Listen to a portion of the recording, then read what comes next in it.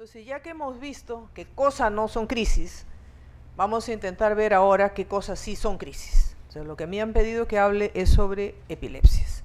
Entonces, una de las primeras cosas sobre las cuales nos vamos a poner de acuerdo es que no es lo mismo crisis convulsiva que epilepsia. El recién nacido, sin embargo, tiene una condición muy especial. La Organización Mundial de la Salud dice que para tener epilepsia nosotros debemos de tener repetición de crisis con un intervalo de tiempo. Cuando se acuñó esta definición hace muchos años y que todavía no ha sido borrada del mapa, operativamente se decía que teníamos que tener entre crisis y crisis un mes de espacio libre. Si uno tiene una crisis hoy día, uno le dice a la mamá, si uno o el niño tiene una crisis, señora, su hijo tiene una crisis convulsiva. ¿Cuándo va a tener epilepsia? Cuando esa crisis se repita. ¿Y cuánto tiempo esperamos para que se repita? Un mes. ¿El recién nacido tiene un mes de vida? No. Recién nacido tiene 28 días de vida, o sea, en teoría no podría tener epilepsia. Cuando se ha ido trabajando, ustedes saben que la Liga Internacional de Lucha contra la Epilepsia tiene muchos grupos de trabajo. Y uno de los grupos de trabajo que tiene es un grupo de denominación de crisis. Entonces, este grupo se junta con el grupo de genética. Entonces, los del grupo genética estudian todas las formas de crisis que empiezan a aparecer en el mundo y todas las que ya aparecieron y tratan de encontrarle un denominador genético común. Y aquellos que se dedican exclusivamente a hacer la nominación viajan por todo el mundo describiendo y recuperando todos los patrones de crisis que se conocen y los van denominando. Entonces, gracias al trabajo de estas personas, que son muchas personas de muchos lugares del mundo, hoy en día podemos hablar, por así decir, el mismo lenguaje y lo vamos a ver en la diapositiva. Entonces, cuando se ha ido estudiando, se ha ido viendo que efectivamente existen condiciones que sí ya se pueden llamar epilepsias en el recién nacido, porque no necesitan esperar un mes de tiempo, porque con las características que tiene de la repetición frecuente ya se puede decir que son epilepsias. Entonces, cuando uno habla de epilepsia en recién nacido, entonces en primer lugar no tiene que tener en cuenta el tiempo de repetición, sí tiene que tener en cuenta que son crisis que se repiten frecuentemente. Y la otra cosa que es importante es que prácticamente la gran mayoría de las epilepsias de esta etapa de la vida son malignas. Solamente existe una forma que es benigna, una o dos formas. Entonces, esa es una de las consideraciones que tenemos que tener en cuenta, porque cuando como médicos somos llamados a ver un recién nacido que desde el primer día de vida convulsiona y convulsiona y convulsiona y convulsiona y no para, la primera cosa que tenemos que pensar es que el pronóstico es malo de todas maneras. Obviamente, hoy en día, con lo que tenemos de resonancia, con lo que tenemos de exámenes genéticos, de exámenes metabólicos, podemos llegar bastante cercano a un diagnóstico etiológico. No siempre podemos llegar a un tratamiento específico.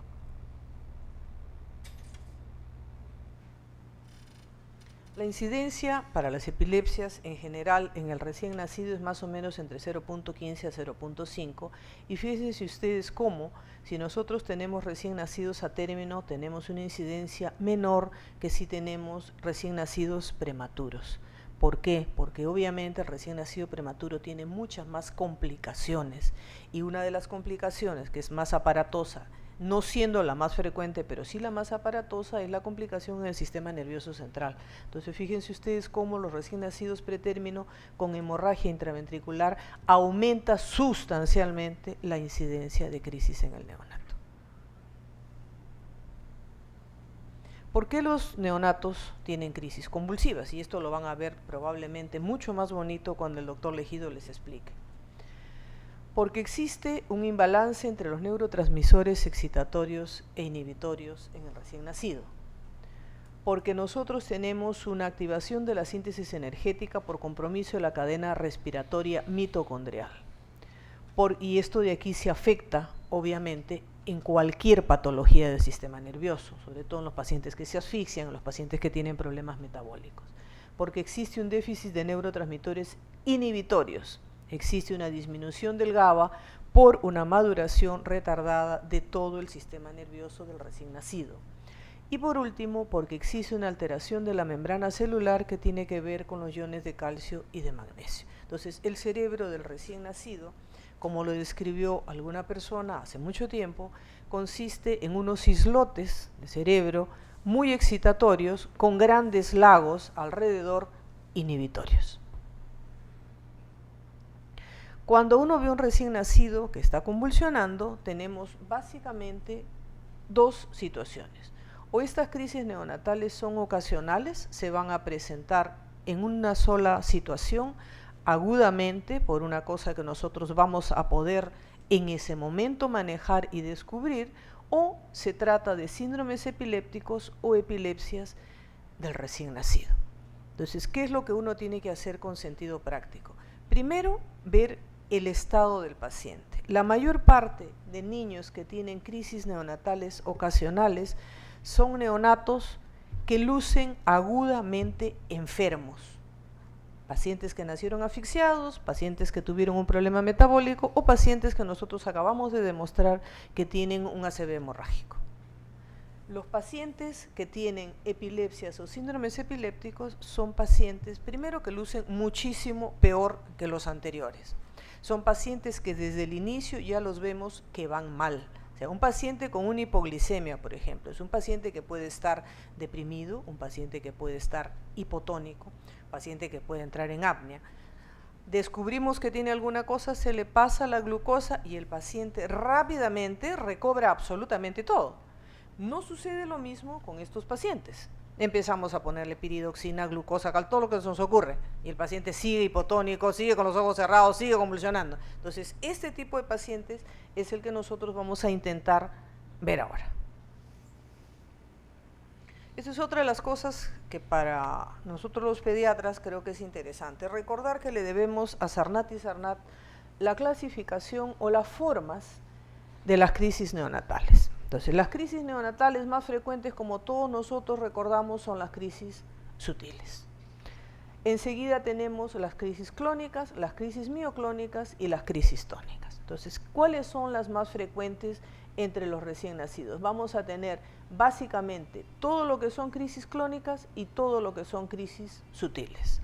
Entonces, para los que trabajamos con niños, creo que es absolutamente importante que recordemos todos los días cómo son estas formas de crisis. ¿Para qué?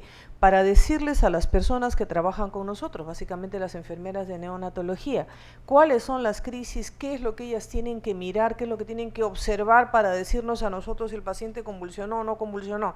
Y segundo, para explicarles a la mamá, para explicarles que, por ejemplo, un pedaleo puede ser una crisis. O sea, ¿los niños recién nacidos normalmente pedalean? Sí. Entonces, ¿qué es lo que hay que hacer? ¿Cómo es el pedaleo que ellas tienen que observar? Un pedaleo rítmico, un pedaleo siempre de la misma forma. Y eso es una de las cosas que muchas veces ayuda en el diagnóstico. Las crisis son estereotipadas, o sea, son siempre iguales. O sea, el pedaleo siempre es el mismo, la postura tónica del brazo es siempre la misma, porque el niño puede de pronto estirarse y después al día siguiente estira el otro brazo, pero un niño que siempre estira en forma tónica el brazo derecho debe ser porque tiene alguna cosa diferente. Entonces, como ven ustedes aquí, existen una serie de movimientos y existen una serie de situaciones como por ejemplo cianosis, como por ejemplo apnea, como por ejemplo bradicardia. Entonces, todo esto es lo que se consideran crisis sutiles, que a veces, como ven ustedes aquí, son muy difíciles de diagnosticar, casi nunca tienen un correlato electroencefalográfico y son las segundas en frecuencia, porque las clónicas son las más frecuentes. ¿Y qué es lo interesante de las crisis clónicas? Que el paciente presenta el movimiento anormal con una vigilia conservada. Entonces, podemos tener estas sacudidas en cualquier lugar de la economía, puede ser una sacudida de la mano, puede ser una sacudida del pie, puede ser inclusive una clonía de la cabecita. Después tenemos las crisis mioclónicas, que son crisis ya mucho más rápidas, pero gracias a Dios bastante más infrecuentes. O sea, cuando uno encuentra mioclonías patológicas como crisis en un recién nacido, a pesar de que hay una mala correlación con el encefalograma, siempre el pronóstico no es muy bueno porque acompaña a algunas condiciones que efectivamente no son muy buenas. Y las crisis tónicas, que son básicamente, y hasta ahora no ha sido, digamos, diagnosticado de otra manera, las más frecuentes en el recién nacido pretérmino y que muchas veces nos ayudan a hacer el diagnóstico de una hemorragia intraventricular. Entonces vamos a ver ahora una crisis de este angelito, que es una crisis exclusivamente del pie derecho. En algún momento, si son acuciosos, van a ver que tiene un apnea también. Y de pronto tiene una sacudida de tipo mioclónico.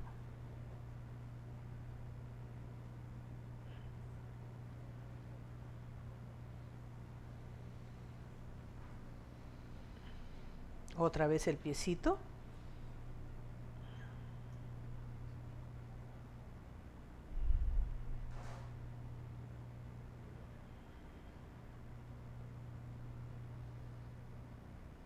Muy bien. Vamos a ver otro niño con un correlato electroencefalográfico que tiene una sacudida clónica de prácticamente todo el hemisferio izquierdo. Y aquí están ustedes viendo la descarga. Y la otra característica que tiene esta descarga, tiene una descarga y una supresión. Descarga y más o menos una atenuación en algunos casos de la actividad eléctrica cerebral. ¿Y cuál es la otra característica de este niño? Que es casi continua. Y sigue, y sigue, y sigue. Entonces, aquí no hay como decir, me parece una mioclonía, ¿no? O sea, aquí esto es una crisis convulsiva sí o sí.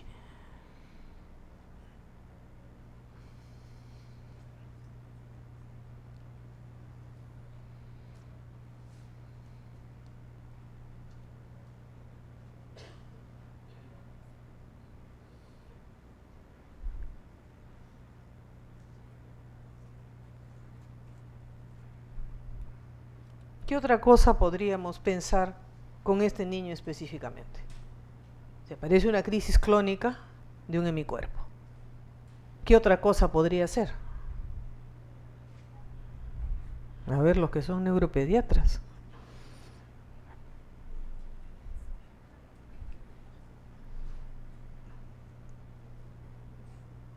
¿Qué es? ¿Ah?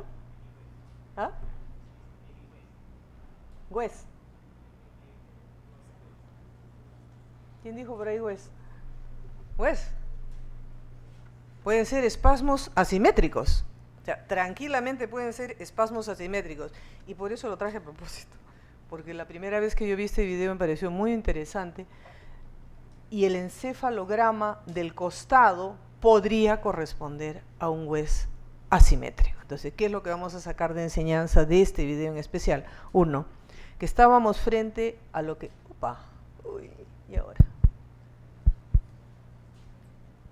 que estábamos frente a lo que parecían crisis clónicas de un hemicuerpo, pero que el diagnóstico diferencial, si son de esta manera, si son muy frecuentes, muy repetidas, y en algún momento nosotros en el encefalograma vemos que existen salvas de supresión, el diagnóstico diferencial debe de ser síndrome de Wes asimétrico de inicio muy temprano, porque el Wes difícilmente empieza como recién nacido. Y si es un Wes de recién nacido y asimétrico, tiene una lesión orgánica 100% a las veces. Vamos a ver otro angelito.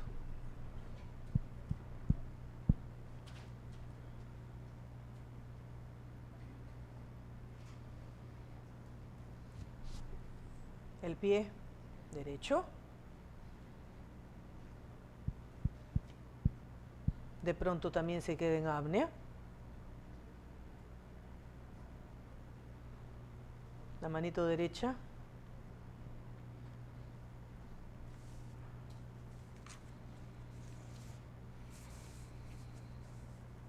Todo el bracito derecho. A veces el otro lado, pero es frecuentemente derecho. Empieza con el pie izquierdo. Y esto que está aquí no es ninguna actividad, ¿no? Es el movimiento y se están saliendo los electrodos. El que sigue.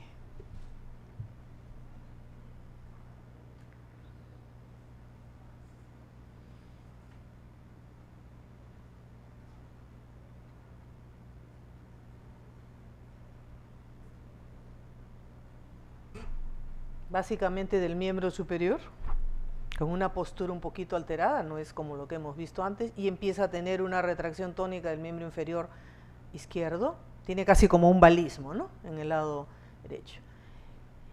Y fíjense ustedes el encefalograma. Comenzó teniendo nada y sigue teniendo nada, que no se ve ninguna actividad de tipo paroxística.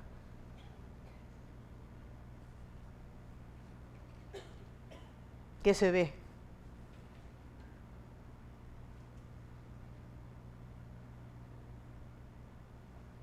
Aparentemente le pasó, vuelve a tener crisis. Vamos a verlo otra vez. Opa.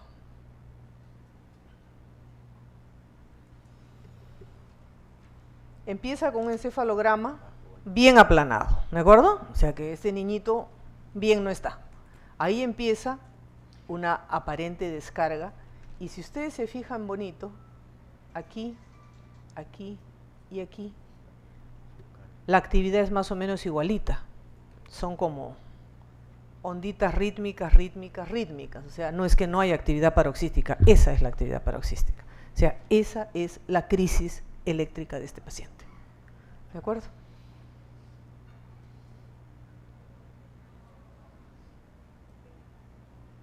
Una crisis bastante especial por el movimiento y bastante especial por el correlato electroclínico.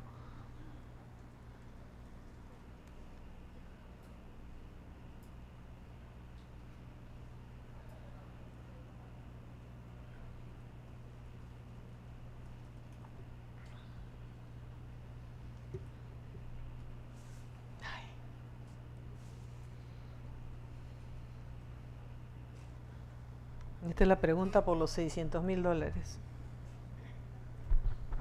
¿Es crisis o no es crisis?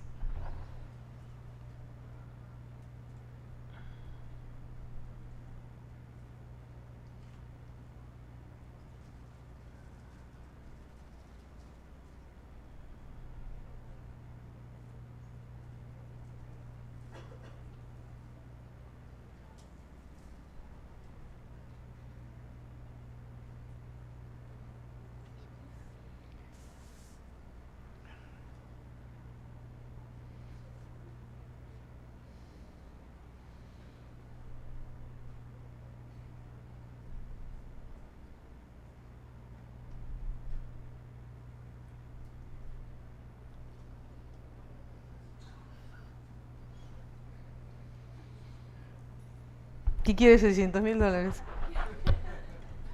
¿Es crisis o no es crisis?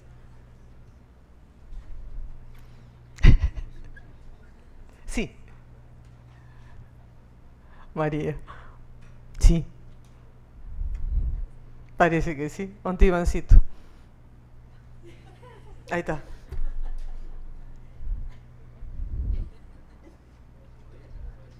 Podría ser una crisis. ¿Alguien que no sea neuropediatra? Qué bandido, necesito un electro. Dice, no, sin electro. Con electro yo también sé qué cosa es. Otra vez. Ay, Dios mío. Ya. A ver, ¿qué cosa miran? Digo que estaba de lo más feliz y de pronto se pone a llorar, ¿no es cierto? Ya, se pone a llorar. Vamos a ver ahora.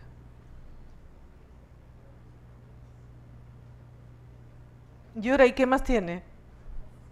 Se pone morado. Tiene la boquita morada.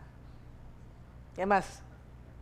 No sea malvado, pues sus bracitos se están moviendo normal. No le busquen posturas raras a sus bracitos.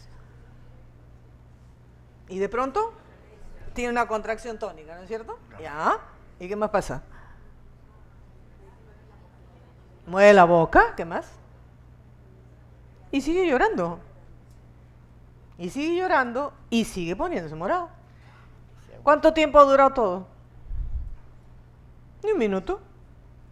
Ni un minuto, ¿no es cierto? Ya. ¿En un minuto uno se pone morado por una crisis? Un espasmo del sollozo recién nacido. Usted no puede hablar. En un minuto un paciente con crisis se pone morado. Si tiene 28 días, se puede poner morado en menos de un minuto, porque puede hacer apnea Y el apnea lo puede llevar a cianosis. ¿Existe alguna crisis después de que uno se pone a llorar? No, pues no. Esto es lo que dice el doctor Mérez, es un espasmo de sollozo en un recién nacido. Y la postura tónica es parte del espasmo de sollozo. Desde hace muchos años, mi paciente ya tiene 30 años, hijo de médico, nació y el primer día tuvo 20 espasmos de sollozo. 20. Y se ponía morado y se ponía duro. Lo vio medio Lima. Y todo el mundo que le den fenobarbital, porque es crisis, que le den fenobarbital. El único que decía que no le den fenobarbital era su papá. No, por favor, no le den fenobarbital a mi hijo. Estuvo así, en esa gracia, 2 semanas. Y seguía, y seguía, y seguía. Tenía espasmo de sollozo. Tenía espasmo de sollozo. Lo vio el cardiólogo, lo vio medio mundo. Le hicieron de todo. Espasmo de sollozo. Era peor que este, pero bueno. Esto no es una crisis, es un espasmo de sollozo. Eso es para que se despierte. Muy bien. Vamos a ver rápidamente algunas cosas en cuanto a etiología de las crisis del recién nacido. Me pareció interesante, lo saqué de un libro de neonatología también, porque pone algunas cosas que antes nosotros de repente no considerábamos, como son que las alteraciones de la migración neuronal se pueden presentar en forma de crisis en cualquier época, desde el primer día hasta pasada la semana. Sin embargo, creo que para nosotros que trabajamos con niños todavía sigue valiendo el hecho de que dentro de las primeras 72 horas uno tiene que pensar si el paciente no se asfixió, si el paciente no ha sangrado o si el paciente no tiene básicamente un componente metabólico. Después de eso, si ya hemos descartado todo eso, recién podremos empezar a pensar que tiene una alteración de la migración o que tiene algún problema de tipo tóxico o algún problema de tipo síndrome de abstinencia. Y fíjense ustedes cómo también en cualquier época entre las 0 horas de vida y más de una semana nosotros podemos tener epilepsias o crisis de tipo idiopático. La otra consideración que es importante es que todas las crisis del recién nacido, de cualquier forma que sea, una vez que uno dice esto es una crisis, la primera cosa a continuación que tiene que decir es esto es sintomático hasta que no se demuestre lo contrario. Entonces, una vez que ya hemos demostrado que no tiene ninguna causa, incluido todo lo que es piridoxina y etcétera, etcétera, recién entonces podremos decir es una crisis o es una epilepsia idiopática. Como este angelito, que lo que tiene es un infarto neonatal y que empezó a tener crisis. Muy bien. La otra cosa que de repente ya lo han visto con ocasión de encefalopatía hipóxica es cuál es la correlación que existe entre el encefalograma y la crisis clínica. Y como ven ustedes aquí, la convulsión clínica de tipo sutil, por ejemplo, comúnmente va a tener un correlato clínico electroencefalográfico. No, rara vez va a tener un correlato clínico. De repente las que más correlatos clínicos van a tener son las mioclónicas, las multifocales, pero la mayor parte de ellas no tiene un correlato clínico, entonces un correlato eléctrico. Entonces es importante saber frente a qué estamos y muchas veces decidir que sin correlato eléctrico este paciente amerita tratamiento. Y entonces, desde el punto de vista de lo que son las epilepsias del recién nacido, nosotros vamos a tener todo este grupo interesante. Las convulsiones denominadas neonatales familiares benignas, las neonatales benignas idiopáticas, lo que se denomina la encefalopatía epiléptica infantil precoz o síndrome de Ohtahara, que es lo que precede al síndrome de West, la encefalopatía mioclónica temprana neonatal o neonatal, y el estado de mal continuo neonatal. Entonces, si no me equivoco, esto de aquí es un listado, una propuesta hecha últimamente por la Comisión de la Liga Internacional de Lucha contra la Epilepsia, y que ellos, como les decía, trabajan mucho en contacto con el grupo que hace genética de epilepsia, y decidieron que esta era la mejor manera, o es la propuesta para la mejor manera de clasificar las epilepsias. Epilepsia neonatal benigna familiar, encefalopatía mioclónica temprana, la epilepsia dependiente de piridoxina con mutaciones antiquitina, la deficiencia cerebral de folato y la epilepsia dependiente de fosfato de piridoxina. Todas estas epilepsias hoy día son reconocidas como epilepsias con causa genética. Y entonces es interesante porque, por ejemplo, la deficiencia de piridoxina es una de las epilepsias que muchas veces a nosotros se nos pasa porque nos olvidamos que existe. Y de repente hay muchas más de las que nosotros creemos. Entonces, ¿cuál es el protocolo que estamos acostumbrados, creo yo, todos a usar? Primero usamos glucosa, usamos calcio, etcétera, y no nos olvidemos nunca de que existe la deficiencia de piridoxina. Y ahora me pareció también interesante que han colocado aquí la deficiencia de folato, deficiencia de ácido fólico. Los síndromes neonatales benignos se dividen a su vez, como ustedes saben, en dos, en las familiares y en las no familiares. Se parecen un poquito y tienen algunas diferencias. La primera, que es la no familiar, se encuentra más o menos entre el tercero y séptimo día y la familiar entre el segundo y el octavo, o sea, básicamente las dos dentro de la primera semana. Sin embargo, la no familiar es siempre denominada la epilepsia del tercer día de vida. En la primera no existen antecedentes familiares y en la segunda sí existen antecedentes familiares. Y existen antecedentes familiares no solamente de crisis neonatales, pueden existir antecedentes familiares de otras formas de epilepsias idiopáticas. El encefalograma, cuando está habiendo crisis, es normal y en este caso es anormal. En el caso de las familiares, que es, como ven ustedes aquí, por una mutación de los canales de potasio. Las crisis de las no familiares son frecuentemente clónicas multifocales acompañadas de apnea. Y en el tipo familiar también suelen ser clónicas, son más clónicas focales, a veces adoptan una forma de tónico-clónica generalizada porque se difunden rápidamente y presentan también apnea. ¿En cuánto tiempo evolucionan las neonatales benignas no familiares? Muy rápido, el paciente deja de convulsionar en 2 o 3 días, mientras que las que son familiares pueden convulsionar 1 semana o 10 días.